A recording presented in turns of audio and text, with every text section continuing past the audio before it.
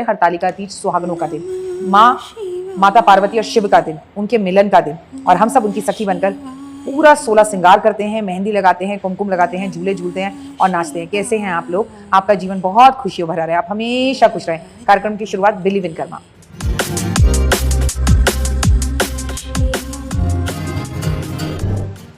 भाद्र पक्ष की शुक्ल पक्ष की तृतीया तिथि को मनाई जाने वाली तीज को हरतालिका तीज कहते हैं। हरतालिका तीज का पर्व सुहागन महिलाओं को अखंड सौभाग्यवती बनाने के लिए है और सुख वैवाहिक जीवन का लिए है। और ये व्रत जरूर रखना चाहिए। अगर आपके यहाँ देश काल के हिसाब से ये व्रत नहीं भी होता तो सजने संवरने को तो आपको कोई मना नहीं कर सकता। तो खूबसूरत सी एक साड़ी पहनिए, तैयार होइए और श्रृंगार कीजिए, झूला जरूर झूलिए। इस दिन सुहागनें 24 घंटे निर्जल व्रत रखती हैं। हर कोई नहीं रखता, हर किसी के घर में, किसी यहाँ करवा चौथ होता है, कोई ये रखता है। लेकिन सावन का ये व्रत आप नॉर्मली अगर आपने पूरे महीने के व्रत रखे हैं तो भी आप ये व्रत रखेंगी। शिव और पार्वती की पूजा की जाती है, रात्रि जागरण किया जाता है, दिन में झूले झूले जिए जाते हैं और ये व्रत को गेवर से खोला जाता है। भगवान को गेवर अर्पण किया जाता है। माता पार्वती को तीज पर मेहंदी लगाकर हरी चूड़ियाँ अर्पण की जाती हैं, श्रृंगार अर्पण किया जाता है। महिलाएं खुद मेहंदी लगाती हैं, हरी चूड़ियाँ पहनती हैं, श्रृंगार करती हैं। हरतालिका तीज का महत्व बहुत है। संतान प्राप्ति के लिए, सुखी वैवाहिक जीवन के लिए, मनचाहा वर पाने के लिए हरतालिका तीज का व्रत अहम माना जाता है। ये माँ पार्वती और शिव जी के मिलन का प्रतीक भी है। हरतालिका तीज का व्रत माता पार्वती ने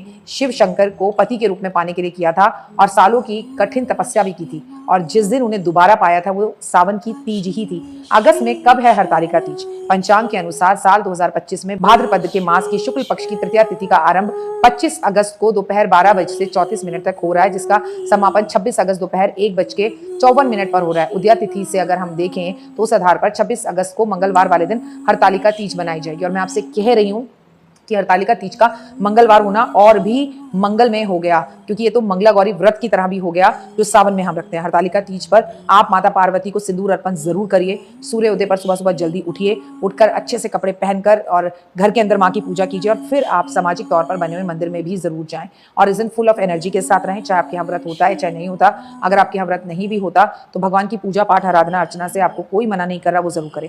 हरतालिका तीज की पूजा की विधि बहुत आसान है। ब्रह्म मुहूर्त में उठकर स्नान आदि कर शुद्ध हरे रंग की साड़ी पहनकर 16 श्रृंगार कर और जेवर पहनकर बालों को बांधकर शुभ मुहूर्त में भगवान गणेश, भगवान शिव और देवी पार्वती की पूजा की जाती है और इसका हमें 100% फल मिलता है। हाथ जोड़कर व्रत का संकल्प जरूर लें और हाथ में चावल अक्षत लेकर संकल्प लें कि आप ये व्रत रख रही हैं या नहीं रख रही। अपनी बेटियों के घर देवी देवताओं को अपनी बेटियों के घर में सारा श्रृंगार का सामान भेजा जाता है, अपनी बहू को श्रृंगार का सामान दिया जाता है। देवी देवताओं को गंगा जल, फूल, फल, श्रृंगार, सामान, मिठाई, अक्षित अर्पण जरूर करें, जिसमें एक झूला अर्पण किसी भी मंदिर में जाकर जरूर करें। गेवर का भोग जरूर लगाएं। हरतालिका तीज पर भगवान की असीम कृपा पर बनी रहे, इससे सुहागनों का दिन है, आपस में मिलती हैं, एक दूसरे के कपड़ों की तारीफ करती हैं, अपने पति की लंबी आयु के लिए जो है चमत्कारी व्रत रखती हैं, पूजा पाठ करती हैं, शिव चालीसा पढ़ती हैं और सबसे बड़ी बात उनकी आर्थिक स्थितियां बड़ी रहें, इसलिए कुछ दान पुण्य भी अपने हाथ से जरूर करती हैं।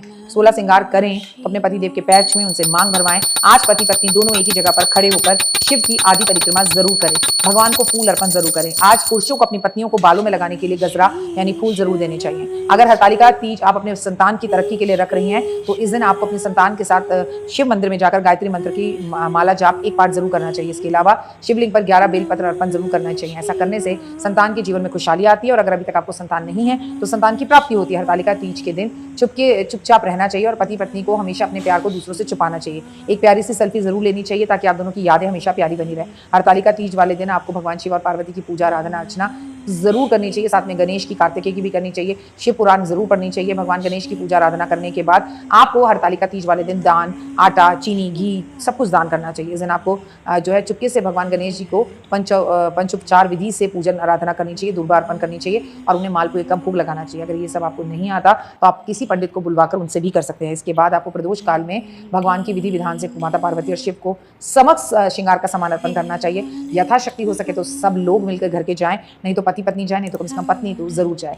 आपको बता दूं इस त्योहार में हरे वस्त्र, हरी चूड़ियां, हरे श्रृंगार का विशेष महत्व है। वैसे आप पीले कपड़े भी पहन सकते हैं, लाल भी पहन सकते हैं, लेकिन काले नीले रंग के कपड़े इस त्योहार पर नहीं पहने जाते। इस दिन आपको लाल हरी चूड़ियां महिलाओं को गिफ्ट और तोहफे के रूप में जरूर देनी चाहिए। पॉजिटिव सोचना चाहिए और पायल बिछिया सुहागन का प्रतीक है, तीज पर जरूर पहनना चाहिए। यथाशक्ति संभव हो तो आपके पति ये सब चीजें आपको नहीं दिलाए। मंगलसूत्र, सिंदूर भगवान को अर्पित इस दिन जरूर करना चाहिए। हरतालिका तीज में आप जो है गेवर खाएं और महिलाओं को खिलाएं। मेहंदी लगाना बहुत शुभ माना जाता है। ऐसा करने से जीवन बहुत अच्छा होता है। कई जगहों पे लोग मांग टीका, नथ, अंगूठी, झुमके, तीज का श्रृंगार लेते हैं और कई महिलाएं तीज पर अपने हस्बैंड से नए जेवर भी गिफ्ट और तोहफे के रूप में लेती हैं, वो भी आप ले सकते हैं। हरतालिका तीज में ये काम बिल्कुल ना करें। आप दूसरे के घर का भोजन ना करें, दूसरे के घर का व्रत रखकर पानी ना पिएं, अपने घर में पूजा पाठ आराधना अर्चना जरूर करें, दिन में ना सोएं, तामसी भोजन ना लें, नमक का सेवन एक बार करें, शाम को करें और कुछ घरों में तो नमक भी पूरी तरह से वर्जित होगा। लहसुन प्याज का तो सवाल ही पैदा नहीं होता है और किसी की निंदा बुराई करने से भी आपको बचना है। और आपको लाइफ के अंदर एक बात याद रखनी है कि जीवन अगर आपको आगे चलाना है तो आपको झूठ बोलने वाले व्यक्तियों से इस दिन बच के रहना चाहिए, सच बोलने वाले व्यक्तियों के साथ आपको आगे बढ़ना चाहिए। क्रोध नहीं करना चाहिए, क्रोध छोड़कर मन को शांत चित्त रखना चाहिए, बुजुर्गों का अपमान नहीं करना चाहिए और जैसे दिशा काल के हिसाब से आपके बुजुर्ग आपको ये पूजा रखने के लिए कहते हैं, व्रत रखने के लिए कहते हैं, आपको बिल्कुल वैसे ही रखना चाहिए। आप सभी को मेरी तरफ से तीज की हार्दिक शुभकामनाएं। आप अखंड सौभाग्यवती रहें। और कई लोग इसमें पूछते हैं कि क्या हम अपने जीवन में तीज का संबंध पति पत्नी का है, तो शारीरिक संबंध बनाने से बचना चाहिए क्योंकि ये ब्रह्मचर्या के साथ पूजा की जाती है और ये आप व्रत रखकर माता पार्वती से तपस्या कर रहे हैं साल में एक बार अपने पति की लंबी उम्र के लिए। और हाँ, दोनों साथ में झूला जरूर झूलें।